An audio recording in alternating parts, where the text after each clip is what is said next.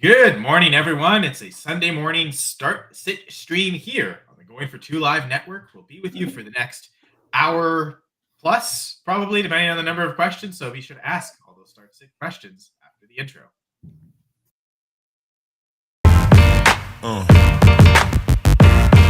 Yeah.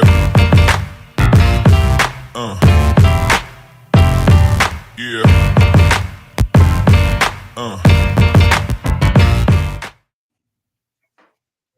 Yes, here we are. Sunday, I almost said November. It's December 1st. So that means we're getting close to the end of the regular season, which means the fantasy football playoffs. So a lot of leagues, it'll be a couple weeks away. I mean, heck, Jamie, we're already in the Scott Fishbowl playoffs, so it's that time of year. Also, good morning, Jamie. Not Jamie on the screen, Jamie in the chat. Hello, Jamie in the chat. But yes, I'm Kyle Sender. That's Jamie Ferrogue in the chat, as you all know. Jamieception, there's two of them. Also joined every week by Topher Kirk. How are you doing? Oh, I'm doing well. I'm just gonna tell our listeners real quick, if you have not watched Wicked the movie, you need to after the show. Don't stop the show, but right after the show, you need to drop everything you're doing and go see it. I've seen it twice in theaters. I've never seen a movie in theaters twice. That's how good it is. So go change your life. I'm wearing green and pink today in honor of the Wicked movie. You do realize there's football games on after we get off, right? I definitely realize that. But I mean, it's a hard fought thing. I'm not gonna lie. Well, I mean, how long is the movie? 2 hours, 2.5 hours? 2 hours and 40 minutes. So, I mean, you set your lineups, you get out of here before 1 o'clock. In theory, you should be back before 4 o'clock to check your lineups again. So, you can make it work. Just make sure you've got a 1 o'clock screening. And exactly. Survived last week. Congrats, hooray. Yes, I did. Oh, great. Yes, I think, yes, you're still Zach's favorite. Geno Smith failed to be. I know, Jamie, to your credit, Tony Pollard did have a smash game. I think. I was going to say, did you start Stevenson over Pollard? Let us know in the chat. Yeah, because if so, you might not have won. But yeah, definitely good move on Baker. So yeah, there you go, Jamie. Half right. They're teetering here on the edge. But Zach off with another question already. PPR, pick one. Chuba Hubbard, Jerry Jeudy, Najee Harris. I need to look at who Chuba's playing the Bucks, isn't he? Yes. I will say really quick, between the two running backs, I much prefer Hubbard over Najee Harris. It seems like Jaylen Warren is significantly eating into touches where it's a full 50-50 committee. Jonathan Brooks, highly touted second-round running back, 2 carries. Hubbard seems to be, and the newly extended Chuba Hubbard seems to be the guy going forward. And I mean, the way that he's playing, I don't blame them either. You know, in previous years, the Bucks defense would have been such a tough matchup that you might question it. But I think if you're thinking the two running backs, I think it's for sure Hubbard over Harris. I don't know if you guys agree or disagree. Just to, I think, eliminate Harris from this question. I don't know if that's fair. Yes, and the Browns face Denver, and he could be locked in with Surtain. And I'm not trusting that. I'm going Hubbard here. Especially with Cedric Tillman potentially missing. That's one less guy for them to focus on. So yes. Are they really going to move? Because Jamie, where is Jeudy lined up a lot this year for Cleveland?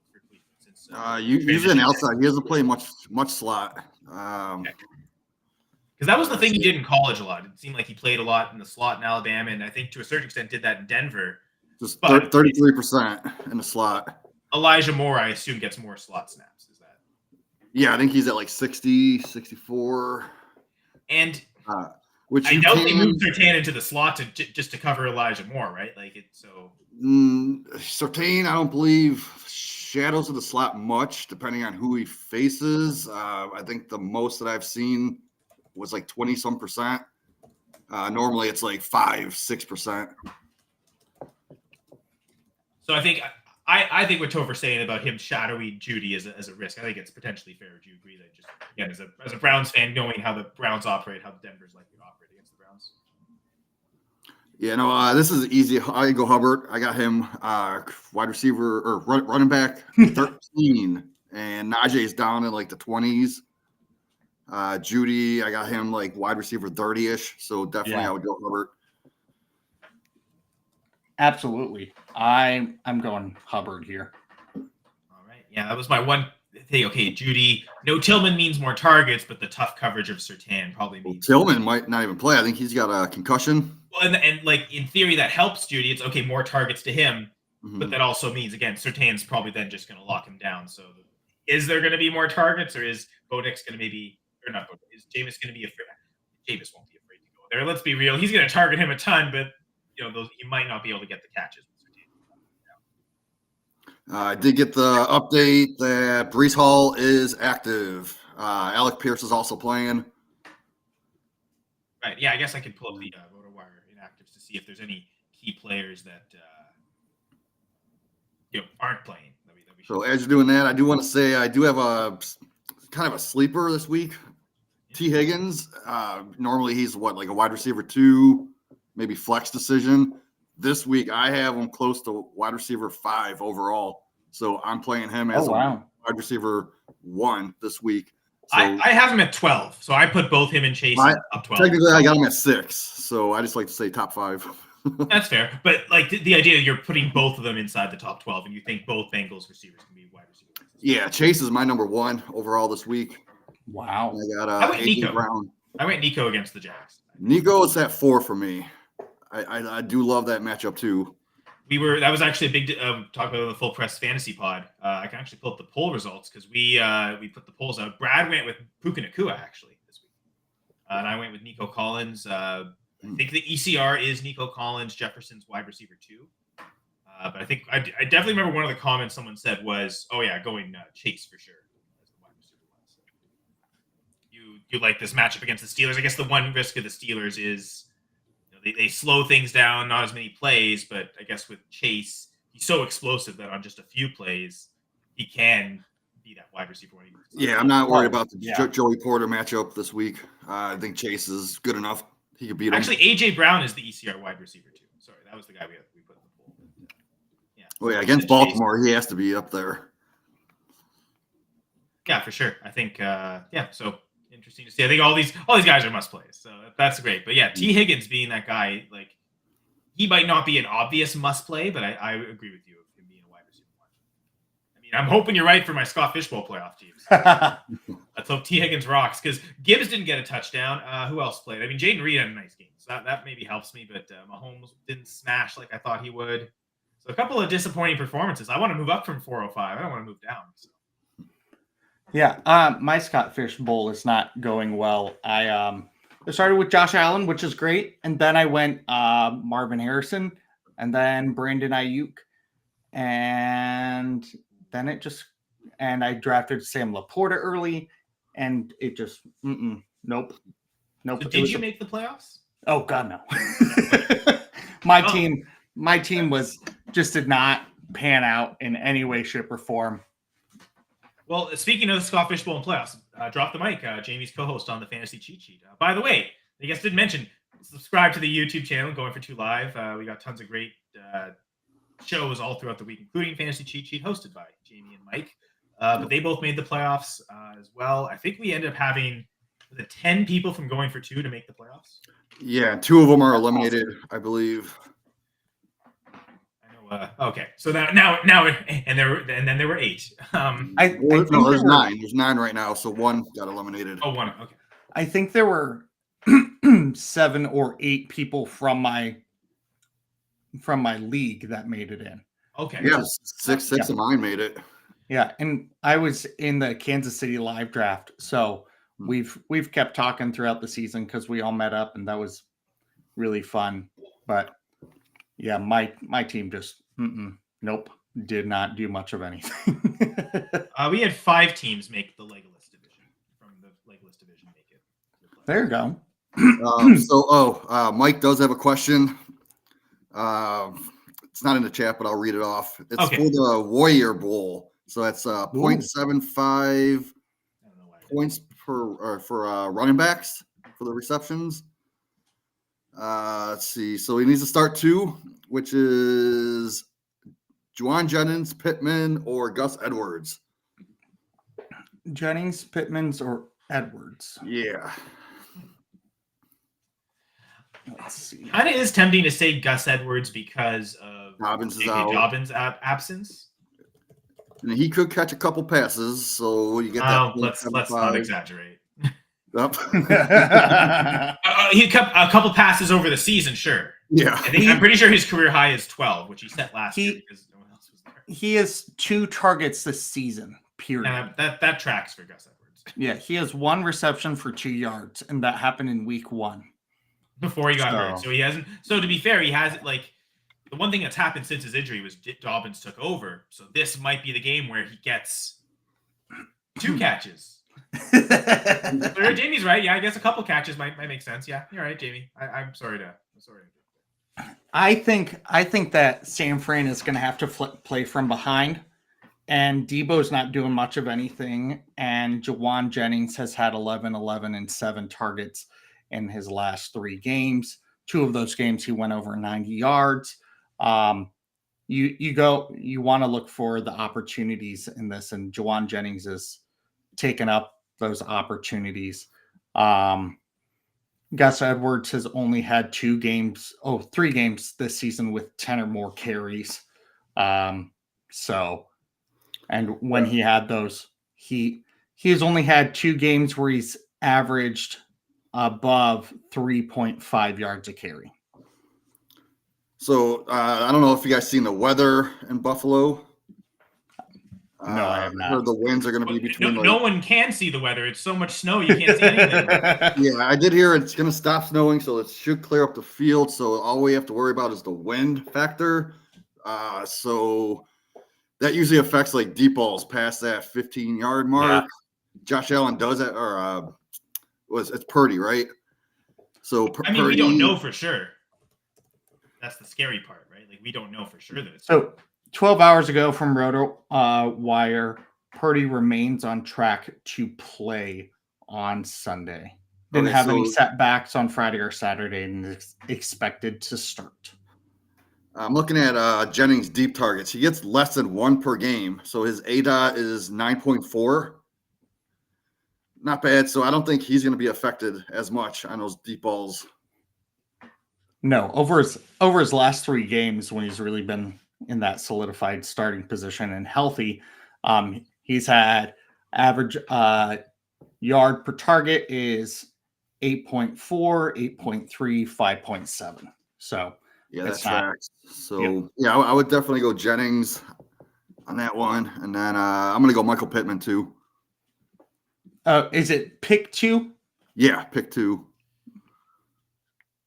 Yeah, I almost. Yeah, Pittman has had a couple good games lately, but he has had 1, 2, 3, 4, 5, 6, 7 games this season of under 40 yards. And he's had 1, 2, 3, 4 games where he has eclipsed 40 yards. That's not something that I'm loving, and I think that Gus Edwards will have more of an opportunity to at least pick up some stuff on the ground. I think he'll get a better baseline for yardage. Is it PPR, half point? Where are we at? 1 full point PPR. Full point. Okay. With that full point, I'm leaving Pittman then. But you said it was half and half for the running backs, right? 0.75. 0.75 for the running backs, but 1 for the. I mean, that 0.75 isn't going to matter to Gus Edwards. Exactly. So, like he's the guy that you'd almost prefer in those formats where the running backs get less because he's affected by it, right? So you're just kind of banking on the touchdowns. I'm going to pull up my goal line guide right now and see like what I have for like touchdown upside. Is there? So the Chargers rushing goal line grade is 77. It's 12 points higher than their passing grade. So in theory, if they get close to the goal line, they should run. Now, just because they should do something doesn't mean they will. That does, I think, give some touchdown upside for Edwards. The Colts passing grade is 81.5. It's actually higher, but their running score is so much higher that it'd be a team that maybe should be running more near the goal line as opposed to passing. 49ers passing grade is higher. So I guess in theory, all these players have like good touchdown upside. Maybe a little less for Pittman. And the one thing about Pittman that worries me, especially with Downs out, as much as okay, more targets, it's the same thing as Jerry Jeudy. He's going to then help probably have to go against Christian Gonzalez and be locked into Christian. Yeah. Is that like is that concern more than the weather and wind? Like what do we feel is a bigger risk? Oh, I think Christian Gonzalez is a bigger threat than the wind. That's my thought. Jamie, what do you think? Because I'm struggling with that one because they are pretty close to my rankings, and like I don't know which negative should be outweighing the other. I know Christian Gonzalez. I believe I saw a stat that he allows 12 points to receivers that he shadows. So, man, that's tough. It's kind of evens it out a little bit. I suppose Brock Purdy being in would make it better, but we don't know for sure, even if we're expecting it. So I think I'd lean Jennings. I'm going to be honest, because the risk scares me with both, I definitely want to play Gus Edwards. This would be the game to play, and we know Dobbins is out. Mm-hmm. I believe the Chargers are favored. Yeah, they're playing the Panthers. Of course they're favored. They're like 6.5 point favorites. So yeah, I think against that matchup, I for sure want to play Gus Edwards. And then I could go either way on the receivers. I think I actually have both on the same team. I'm actually benching both. So I don't know if Tank Dell, like I'm playing Tank Dell over both. I don't know if that's he's struggled lately, but I think that matchup against the Jags is just too appealing. So I would also ask Mike, like, is there no one else you have other than those two? Like, who would be that next receiver on the bench? I don't know. One of you said play both, right? Play both receivers? Yeah, I wouldn't mind playing Gus, though, over Pittman. Now that I'm looking at the matchup. Too many negatives. He almost feels like the safest players. Again, he's got one catch on the year. I have to say that there's much safety in that. I don't know. I feel like this game script really doesn't get out of control. I don't know. I have a hard time. Right? Chargers, Panthers? Wait, do I have that wrong? Oh, it's the Falcons. My mistake. Falcons, yeah. Yeah.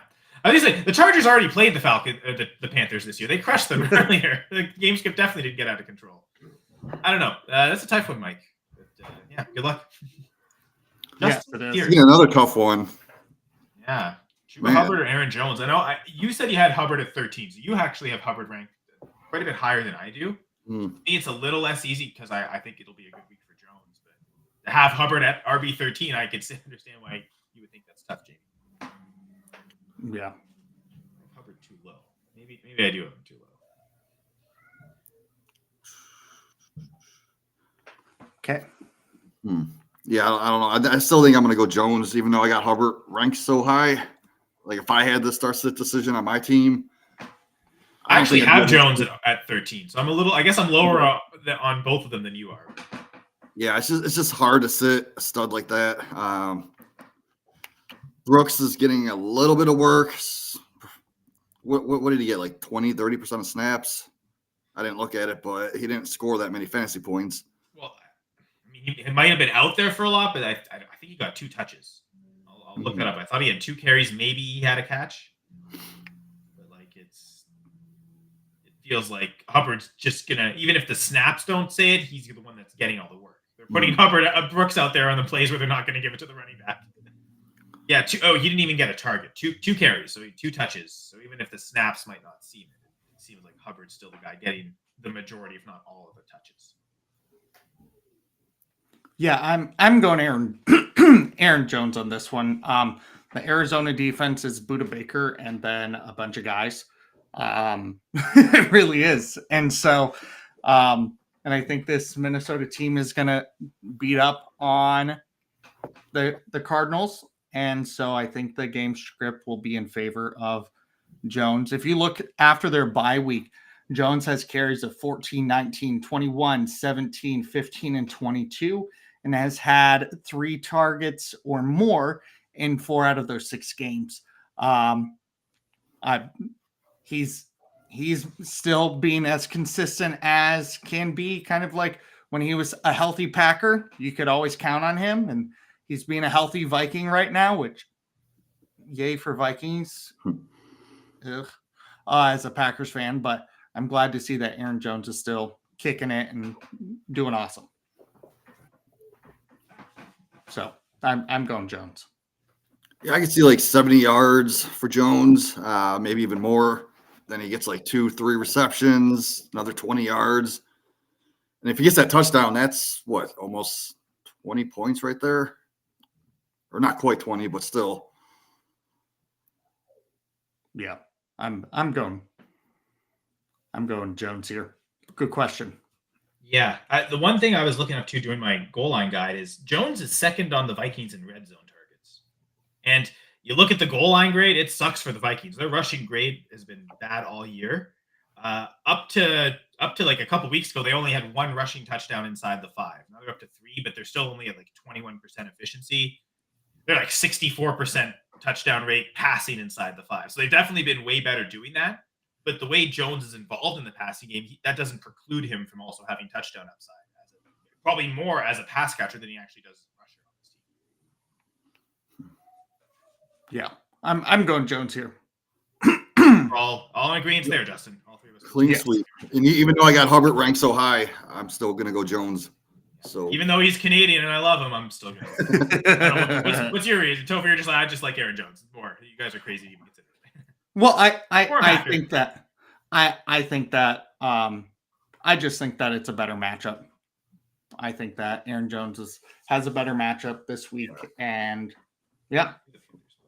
The Buccaneers. I mean, again, the Buccaneers of the past. I think I mentioned this earlier with Zach's question. Last year's Buccaneers, it'd be okay. That's one of the toughest matchup, but their run defense just hasn't been that good. But at the same time, the Cardinals are also in that same boat. So I don't know if there's a huge matchup advantage, and if we all like Aaron Jones better, yeah, just the safety of touches. Because as much as Brooks only got 2 carries last week, at any given week they could just change that, right? So. Correct. They're not going to change that with Cam Akers. Yes, no, for sure. So Justin, the second one, quarterback question: Sam Darnold or Matthew Stafford? These are 2 guys I have outside the QB1 range, but both inside the top 20. So pretty close, actually, in my rankings. yeah, I got Darnold 14, Stafford 18. So it's close. I also have Stafford at 18. Nice. Samesies. Winning. I'm not cool. So that's totally in line with me. Sorry, yeah, I mean, sorry to make you part of that awkward moment. No, they're going to probably put up similar numbers. I just trust Darnold a little bit more right now. I mean, are you picking Vikings on back-to-back questions? Fantasy advice does not equal fandom. Fantasy advice does not. I mean, I'm probably going to do it too. I'm probably taking 2 Vikings. Yeah, I'll probably go that same way. I think Sam Darnold just has a higher ceiling on this. I mean, yeah, I'm gonna go Sam Darnold. It's close. I'm gonna say it's closer than what I expected when I heard this question. For me, there are 2 spots apart in my rankings, and I would be comfortable starting either of them. I lean Darnold, but I mean, Stafford has had 2 4 touchdown games in his last 5 weeks. Darnold has had 2 3 touchdown games in the last 5 weeks. I mean, they both have each have had 1 dud. Ironically, both in week 10. Their seasons, their last 5 weeks look kind of creepily similar. So either way, I think you're gonna get a solid outcome. What did you say, Jamie? You said 14 for Darnold? Yeah, 14 to 18. Yeah, okay. I think similar range. The upside I think does belong to Darnold this week because I'm looking at the goal line guide, and the Vikings grade is 85 for the passing attack. For the Rams, it's 71, and it's 18 points lower than their rushing attack. Whereas with the Vikings, their passing grade is 27.5 points higher than their rushing grade. The only team with a bigger difference this week is the Seahawks because their passing score is so low and so awful.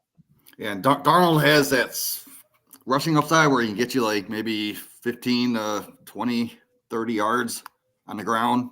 Stafford, I don't think he runs the ball at all. He had that one run last week that was like 12 yards, and they were like, that's not only his season high, but he actually had more yards there than he did the entire rest of the season combined. He had 15 yards last week rushing. He had -7 yards the rest of the season. Oh my gosh. So, it was weird, and it's the Eagles, right? Like, that's not a team you should be able to run, but their defense is so good that on one play, like, they might not account for Stafford as a rusher, and he just finds the first down. Yeah. But like, that's again, he now has with a 15-yard run, he now has 8 yards on the season. So yeah, Darnold's definitely got the floor safety with the rushing and even some rushing touchdown upside. Although again, not really, because the Vikings don't really score rushing touchdowns inside the 5. But actually, he had -1 rushing yard last week. He's had 3 games of 3 rush yards or less, but then 4 games in single-digit rush yards. The rest is all double-digit rushing yards, 32 yards, 39 yards in a game. So yeah, definitely, you're right, JD. Darnold is actually going to run.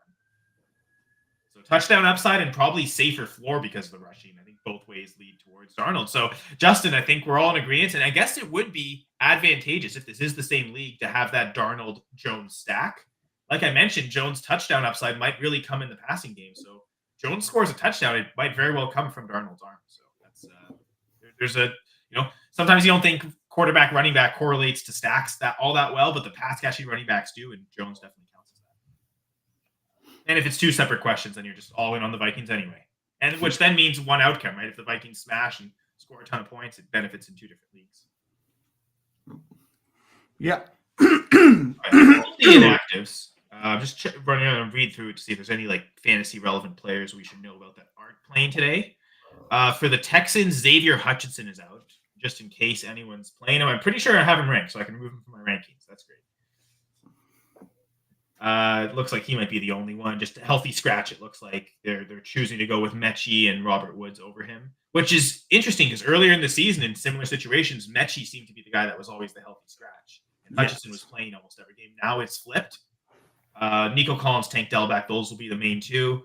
Between Mechie and Woods, one of them might be on the field a lot in 11 personnel, 3 wide receiver sets. Do they play them that often?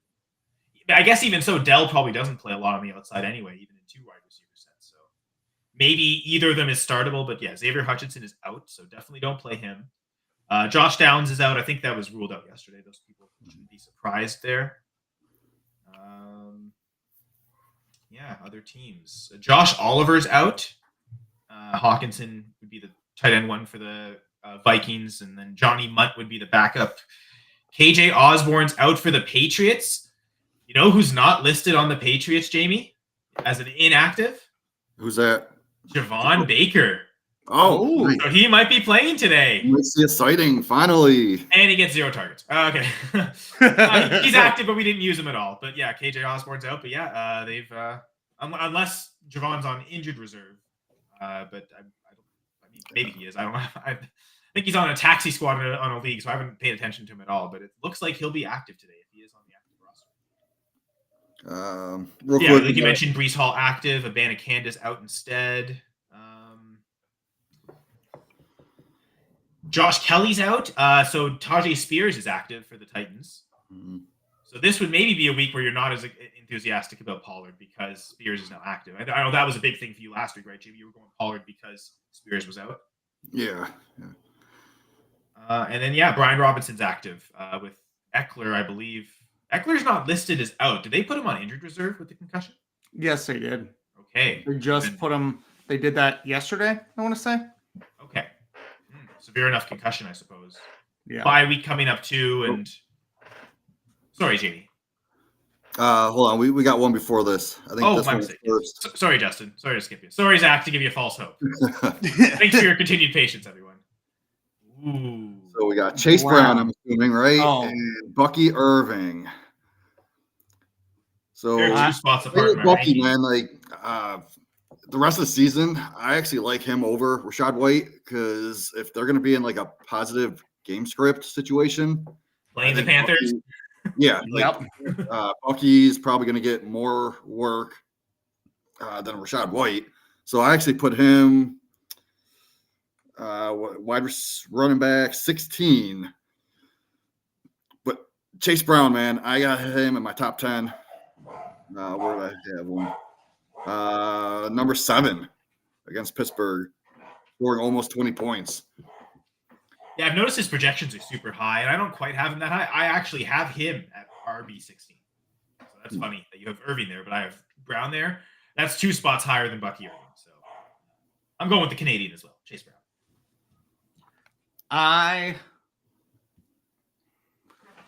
Let me both good matchups. Yes. I guess I'm a little concerned with the Steelers as a matchup, but sorry. That's what I would say, that I'm a little concerned there. I am slowly falling in love with Bucky Irving more and more each and every week. I think that I think this gig is becoming his. I genuinely think that Rashad White is being phased out. However, I'd say Chase Brown, if they're having equal opponents, I'm going Chase Brown. But I think because it's the Steelers, I'm gonna lean Irving. But I could be very delusional right there. Okay, Steelers have allowed the 4th least amount of rushing yards per game at 90.3. So the only teams better are Vikings, Ravens, and Chiefs. While the Panthers have allowed the most rushing yards per game by a long shot. Dallas has allowed 147.6 at 31. Panthers have allowed 160.5 at last place. So there's a big discrepancy there. With that, I'm going to lean Irving. Well, I'm looking at one of my favorite running back rankers. He's actually the top 4 ranker on Fantasy Pros. Nice. I thought I was high on Chase, but he has him at 7 also. Okay. But then he's a little bit lower on Irving. I have him, I think, at 16. This guy has him at 18. So I've got him at 18. So yeah, the number 4 ranker from Access that? Sports Network, he has Chase Brown as a start. Who is that, by the way? Sean Cornier. Okay. He's always like one of the top 5 overall rankers. Nice. But I just looked, and he's the number 4 running back ranker. Definitely doing way better than me. I haven't checked it. Yeah, he started off slow, but he's creeping his way back up. I did the opposite. I started off really hot. I think I was in the top 5 at running backs at one point. Yeah, you were. At one point. And then I've fallen off a little bit. So I'm sorry, folks. I need to get better at ranking. But that said, I think we are, ranking Brown ahead of Irving. I love what you said, Topher, about if all things were equal, it'd beat Brown easily. I think because if it is Rashad White, you can hate him as much as you want. I think he's significantly better than Khalil Herbert or Travion Williams or anyone that Chase Brown's contending with right now. So that's the one fear, is that Irving will always get touches stolen. He does catch a lot of passes, but White will also still be out there on enough third downs. And apparently they love vulturing Sean Tucker at the goal line. Now, did they learn their lesson last week? Because they did it. Tucker scored. They went again. Bucky Irving got tackled at like the 3-yard line. They give it to Sean Tucker again, the second time in a row. And he fumbled that time. Yep. Okay. And then Bucky scored a touchdown later. And then they might have learned their lesson. Okay, maybe we'll leave the Sean Tucker alone. No more Sean Tucker vultures, which I think definitely helps Irving. Because the thing is, Rashad White's not going away. Because people can say what they want about his inefficiencies. He's still a really good pass catcher, and he's always on that team. He's always going to play snaps. So throughout his rookie contract, there's no reason for him to not be on the field a lot. There's tons of reasons to not give Sean Tucker the ball. And I think they can at least not do that. And with only splitting with White, it makes Irving super great for the rest of the season, like Jamie said, especially with that schedule. It was in the 3-guy committee that it was like, man, it's tough to rank any of them in the top 20. Again, like I don't think Sean Tucker touched the ball after that fumble. Maybe in true garbage time, which could, again, be the case here against the Panthers. But the Panthers have played well enough that also they keep it close, but it's, I think there's going to be good touchdowns. Yes. Definitely close in my rankings, like I mentioned, 2 spots apart, but I am leaning Chase Brown just for the safety of the volume. I think I've got them both started everywhere I have them, though, so it sucks to have them in the same league. Any other comments about that, or do we move to Zach's second? Yeah, Let's move to Zach. All right, George Pickens, Jackson Smith, and Jigba in full PPR. Topher, we seem to kind of just step in all the time. Do you want to go first, or do you want more time to think? I mean, no. Topher's the only opinion that matters, right? Yeah, so especially for Zach, we really just should start with him anyway, right? Yeah, I think that Jackson Smith and Jigba he's now the receiver one there. So as a Packers fan, something that I do real quick is I listen to the Around the NFL podcast, or the former now T to Call, with Dan Hansis and Greg Rosenthal. Also, if you heard it last week on the Thursday episode, you might have heard me singing a theme song for Dan Hansis. It was really cool. That's awesome. Yeah, right. So I got on that with that. But something that Dan Hansis has brought up as a Jets fan is that Sauce Gardner is not looking like Sauce Gardner. He has not been doing well. And so I decided last night to kind of look at, since Sauce Gardner took that picture in a cheesehead in October of 2022, he has literally had one interception since October of 2022. He has not been shutting people down. There are 5, 10, 14 Packers that have had at least one or more interception in that same time. How many has Xavier McKinney had, and he hasn't even played for the Packers that whole time? Right, exactly. So I'm saying this because while JSN is facing the Jets, they don't have anything figured out. Sauce Gardner was great his rookie year, has not done anything significant really since then. So he's a much bigger name than somebody to worry about. And I think that JSN is going to be a league winner this year. George Pickens is looking good, but they're not in the same class right now. I think JSN is up there. He's a top 5 starter every week for me. Wow, top 5 Ooh, top 5. That's bold. Yeah. See, the only thing, okay, so Gardner, and then there's DJ Reed on the other side. I think you got Xavier Gibson in the slot.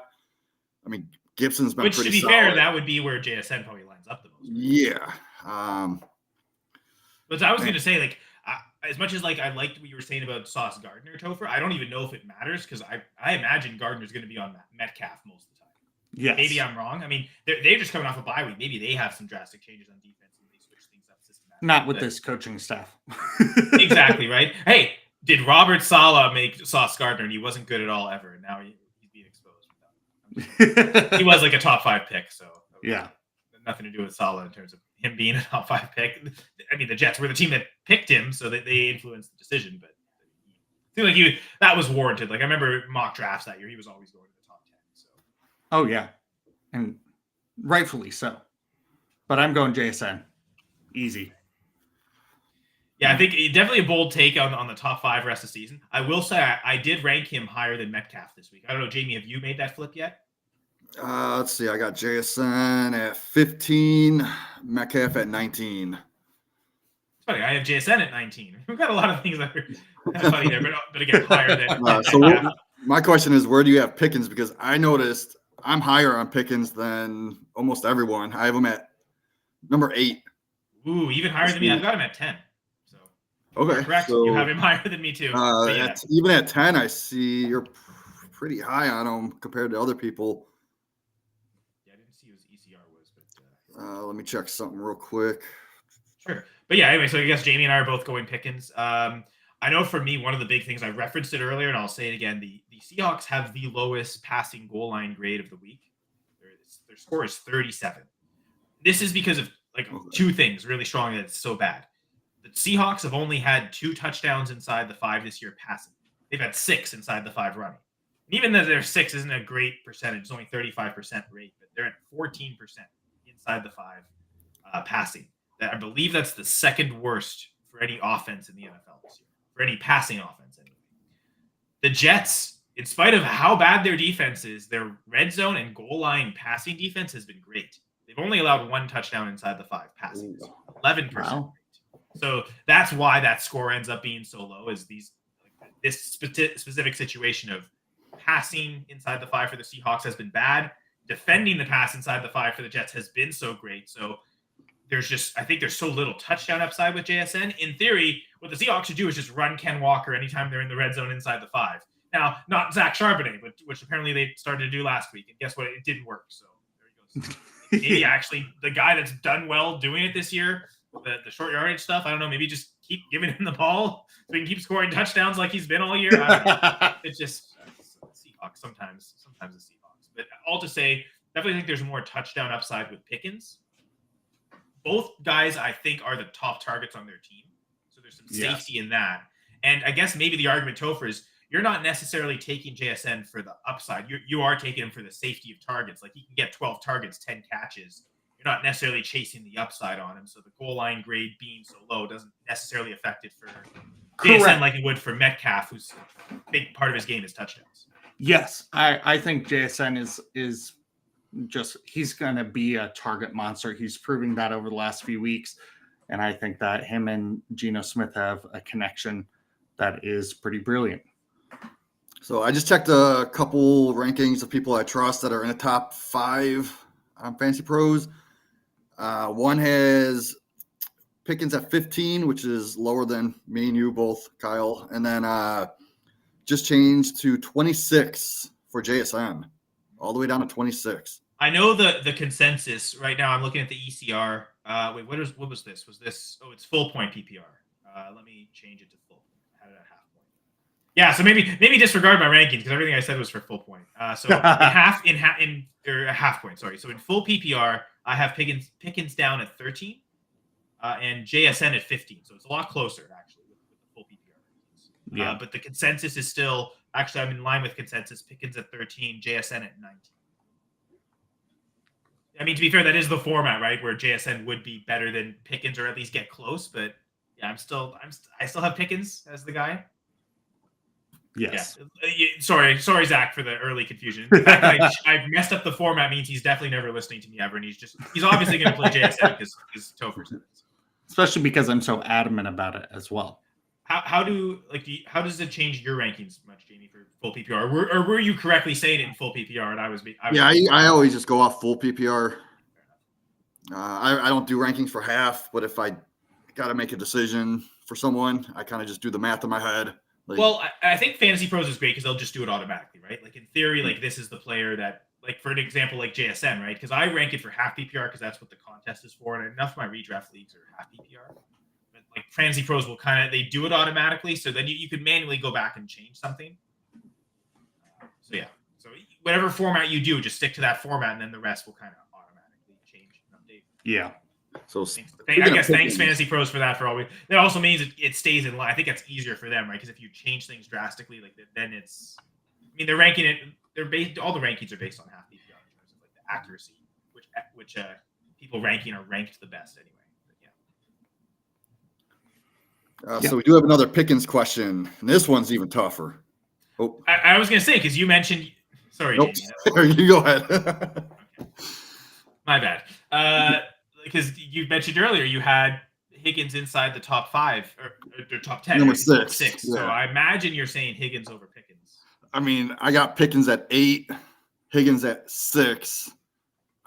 I like them both, but I do have that strong stance on Higgins, so I'm just going to keep my stance and go with Higgins.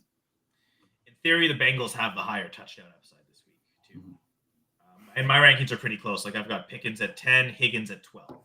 ECR is 10 and 11, so they're like back to back. So, okay, so I do have to ask if this is a question that you have, who else are you starting, Justin? Like this is like these are 2 great receivers. Like I didn't mean to bash Higgins because Pickens earlier because I think Pickens is a great start. I just like JSN more, but I'm really interested in who else you have. Go ahead and brag about how good your team is, Justin. We're encouraging you to do so. Exactly. That's exactly what I'm saying. Any thought here? Are you picking against Pickens for a second time in a row, Topher?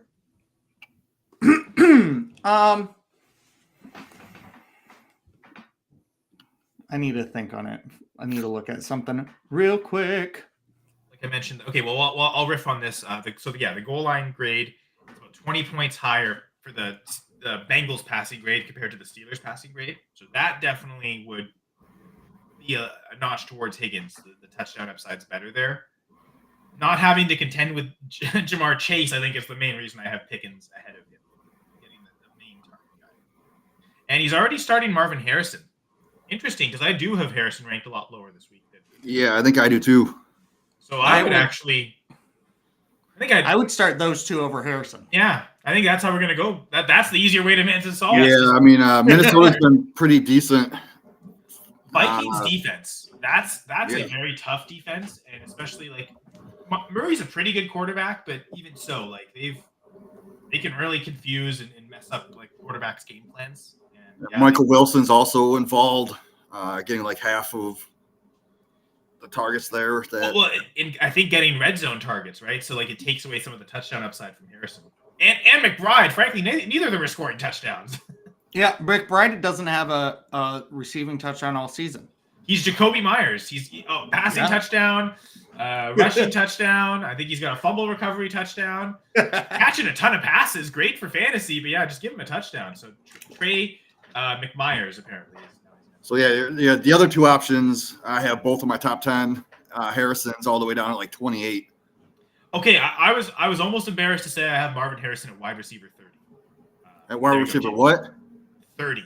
30. Oh, okay. Because I thought I was low on him. Okay, so you're low. ECR is 27. So everyone's pretty low on him this week.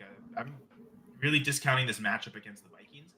I think the one league where I have Harrison, I'm starting him anyway because like, my other options really just aren't that great. But yeah, definitely lowered expectations, I think. I got a couple, I guess one more question here. Well, actually, we'll go to Zach. Sorry, Mike, just because this is about Zach's question you talked about earlier. Topher's putting all his eggs on Jackson. He's so confident he convinced me. Better not backfire or else. LOL. See, I'm really interested again, Zach. Like you've been a loyal follower for so long, and now it's one mistake and I'm done. I haven't led you astray week after week after week. You did tell him to start Stevenson over Pollard last week, right? I did have that mistake, yes, but I wasn't wrong on everything. If I was, and he was very correct on playing Baker over Geno Smith. Mm-hmm. Yes, I was. And I mean, part of that was we learned our lesson last time we suggested to play Geno Smith over Baker. That was a disaster. That might not even been the week Topher was there anyway. So I wasn't. Nope, I wasn't there that week. I appreciate Zach's loyalty for showing up every week. Like that's great. Like that's giving us the views, get like the video and stuff like that. Share if you can. Like that's how you really prove loyalty. The action. Yes. Thanks, Zach. Drop the mic, FF. Nick Chubb, Ramondre Stevenson, Rashad White. Who would you start in your two starting running back spots? I'll let you guys go first because this one's pretty simple. I mean, even though they're all close, I know where I'm going, so I'll let you go first. I mean, I'd like to know the format because I think in full PPR, Rashad White gets a boost probably ahead of the others, but in half PPR, he might be the lowest. So that's Mike. I'm assuming it's full. Yeah, I kind of like Stevenson this week because they're facing the Colts defense and they are horrid against the run. Yeah. Nick Chubb, I love Nick Chubb and what he used to be. He's just not that anymore, unfortunately. I'm gonna go, especially with PPR. I'm gonna sit Chubb. And I looked at my full PPR rankings, and actually Rashad White doesn't jump ahead of Stevenson. So Stevenson is the top ranked guy there. And I think you mentioned it, Topher, the Colts run defense is really good. And, I mean, to be fair, Stevenson will also still catch passes. Denver defense, man, if this was last year's Denver defense, Miami putting up 70 points on them, Achane scoring like 4 touchdowns, and Mostert scoring a couple. Like, okay, yeah, maybe Chubb could succeed there. This year's version of the Denver defense, though, they're a lot better. It's a bit of a tough matchup there. So, yeah, I think I would go Stevenson. Yeah, I'm sitting Chubb. Denver's, I mean, they're decent against the run too. The last 3 weeks, they allow 38 yards, 50 yards, 61 yards. I see about 60 yards on average. Where they do give up points is in the passing game. The running backs about 5.5 per game for like 41 yards. But Nick Chubb isn't a pass catching running back. That's the problem. Yeah, they're trying because I feel like totally anecdotal, but I remember it was a CFL running back, but he played for the Calgary Stampeders. He ruptured his Achilles one year, and he came back the next year, and he re-ruptured the Achilles on a reception. And it was like having to the straight he came back and the didn't look great, but he was able to run and he was able to fight through contact running. Running straight, it's a little easier, but it's the twisting to the pass was behind him. He had to kind of twist to catch it, and then that's where it popped again. I think that was the end of his career, right? So there is risk to having these guys out there on receptions, some of these quick movements to get open on catches or make adjustments for football. For a dude coming off a serious knee injury, that's not necessarily the best way. He was obviously injured, I think, on a rushing attempt near the goal line. So you can get hurt on any type of play, whether it's catching or running. But it also feels like it's unnecessary to necessarily do that with him, especially since when he was healthy all those years, you didn't throw catches to him anyway. He wasn't a receiving back anyway. So why do it now when it might be more of a risk? Exactly. All right. So I guess we're all in agreement there. Sorry, Zach. Yeah, he's salty, I guess, maybe that we also can't come to a consensus on some of his questions. Maybe we did on the first one. Well, he's salty because Stevenson. Yeah. Cost him his matchup last week. And I guess to Jamie's point, the difference between Pollard and Stevenson was probably greater than the difference between Baker and Geno, although Geno had a pretty bad week, so there was still enough of a gap, I think. I mean, that game, I think that was one of the higher over-under games of the week, and they scored, they barely got to, they even get to 20, wasn't it 13-6? I don't even think they got to 20 points. So that whole game was just a massive disappointment. I think we were expecting Cardinals Seahawks to score more. But still, you can't at this point. You can't go away from Baker the baby maker. Yeah, Baker the baby. Notice that Zach didn't ask about Baker Mayfield. He might have he knows Baker's you just start him every week. Yes. Mike Evans, I expect to be better this week. I don't know, Jamie, where you have Evans. I've got him pretty high. I think even in the top 5 actually. Thinking that last week was his first week back from the injury. Let's see how he gets through. No aggravation. Okay, now we go full go this week. Mike Evans, I got an 11. Okay, and that's where the consensus is. Actually, ECR is wide receiver 11 in full PPR. In half, it's 9. So yeah, which would make sense. He would, in theory, the touchdowns, long catches, not necessarily volume, but I expect a ton of volume for him. So yeah, I'm all in on Mike Evans trade. All right, there's we got another question coming in from Courtney. Okay, on Twitter. We just pop in real quick. And why isn't it showing up? Okay, there we go. Oh, well, yeah. I think Love Tractor. She just posted it in our Twitter feed, so I figure we can answer this for her. Thank you, Jamie. Yep. So in or Pitts. Let's start off with that one. I think I'm just going to transition from what I was saying. You start Baker, you start this passing game. I'm expecting a ton of points for the Bucs against the Panthers. I know Otton didn't get a ton of targets last week, but I think that was the problem is actually we're too easily beating the Giants, whereas the Panthers of late have been a better team. I think can keep a fight and force the Bucs to just keep passing and keep going. So I got Pitts pretty low, close to the 20 range. I've got him at 15 this week. 15, so I got him at 18. So I had a start sit. CR is 16, so everyone's kind of ranking him low, it seems. Normally, I've been starting Pitts over Sam Laporta, and I decided I wanted to start Sam Laporta over Pitts this week. Oh, lucky. Obviously, it worked out with touchdowns. I ranked him that way too, so smart move. So yeah, and I have him in my top 10, I believe. Let's see. Yeah, number 9. I've got him at tight end 4. I'm viewing last week as a blip on the radar. Before last week, since Godwin's been out, he's just been earning targets like crazy. So I'm viewing last week as a 1-week sort of blip, and he'll go back to the normal target share he had the previous few weeks. So we all agree it's Otton, right? Yeah. I'm in agreement right there with Kyle. Yeah, I think it was just a blip. Now he gets only 3 targets this week. Okay, then I might start considering him lower. Probably still Yes. not low enough to rank him lower than Pitts. It'll take several weeks for him to get knocked out of the top 12, I think, of just not earning targets. So I expect a bounce back week for K-Dot this week. I've got him even higher than George Kittle. So this next one, though, man, I don't know if I can answer this because I have them back to back. And you know me, JSN though. or Lad? I kind of just don't like one of these players, so I'm definitely biased when I rank. I still feel like people rank him too high. Topher. I'm going JSN. Yeah. He's top 5 receiver, right? Like I figured you'd easily go that way too, right? Yep. I'm with you on this one. This is a guy I would go JSN. Chargers, again, I mentioned it earlier with Gus Edwards, the more rushing touchdown upside as opposed to the passing touchdown upside. They're both kind of slot receivers, high depth of target or low depth of target, but like high target, like catch rate. But it just feels like the Chargers are more willing to go like full run game script and not target their players. I also, maybe it's because I don't think Ladd's that great. I view the other guys as close competition, whether it's Quentin Johnson or Josh Palmer.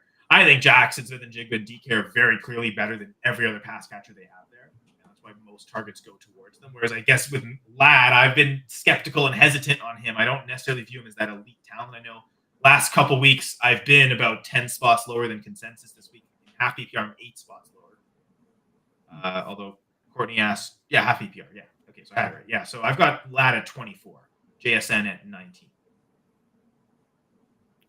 So Jamie, you see me are like a lot closer, which it seems like a lot of people are. I'm just a Ladd McConkey hater, apparently.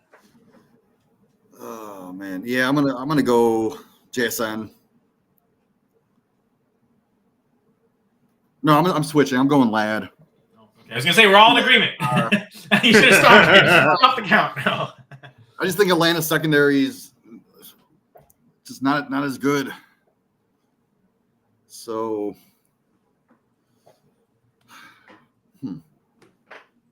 yeah, with Dobbins out, they're probably gonna pass more. I don't know. Just give me Ladd. It's a hunch. That's fair. Sorry, I was just checking something in the rankings. Yeah. Interesting. I'm going to change that. I just saw another question. Low Steve Mix asking Gus Edwards or Najee Harris. I think I'd go Gus, but my rankings actually are pretty close on that.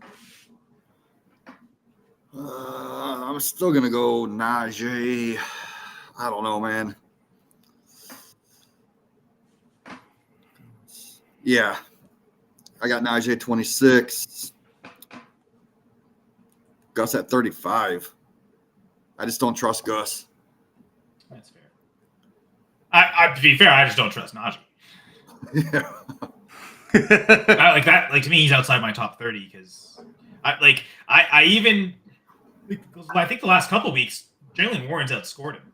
So I was almost on the verge of flipping it and putting Jalen Warren the higher of the Steelers running backs. I don't quite yet, but what I do love is Dobbins is out. Like that to me screams like Edwards is going to get a lot of carries. Probably should get all the goal line carries as well. So there's Yes. Now, I think Najee probably gets most of the goal line carries because I think they tried that last week or a couple weeks ago with Warren and he fumbled. So it's the same thing as with the Buccaneers. Yep. Absolutely. Now, Zach. So I guess it's 12:30. So we're going to leave here on Zach's message about loyalty. That even after Stevenson cost him, he's still going to trust you on JSN. That's his version of loyalty. But again, I'll take that. I'll take that. I just appreciate the loyalty of everyone for showing up every week, whether it's absolutely, Zach or Mike, Justin, some random dude in the chat named Jamie. Love that guy. He's awesome. Love that guy. But I love showing up every week here with Jamie and with Topher. So appreciate everyone who joins us every week here on the Sunday morning Start and Sit stream.